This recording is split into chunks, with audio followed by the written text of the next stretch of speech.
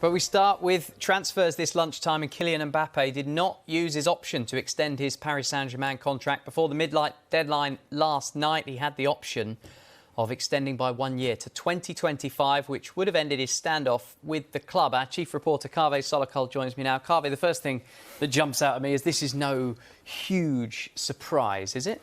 No, PSG knew that he wasn't going to extend his contract. They've known for a long time. 10 days ago, they dropped him from their pre-season tour of Japan and South Korea and formally put him up for sale.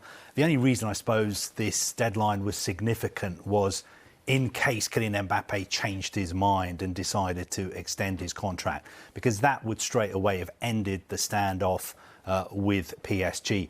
I think what PSG are particularly upset about, obviously they're not happy with the way Mbappe has been behaving at all, but also because they offered to insert a clause in his contract extension which would have allowed him to be sold next summer.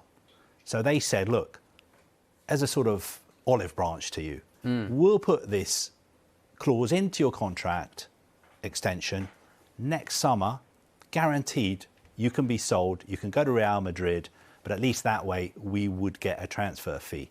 And I'm being told that he has turned down the opportunity for talks about that clause being inserted into his contract. So the standoff continues. Something is going to have to give, because PSG is saying the best player in the world is not going to play for us again, and the best player in the world is saying, so what, I'm just going to stay here until next summer and move. And we all know, everybody in the game knows, that he wants to move to Real Madrid for nothing next summer. And he wants to have complete control of the situation. Of course, you fear for the reserve defenders in the French top reserve league next season if he's not playing for PSG.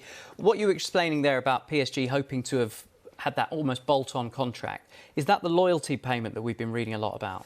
Yes. As of this morning, Kylian Mbappe is entitled to more money from PSG.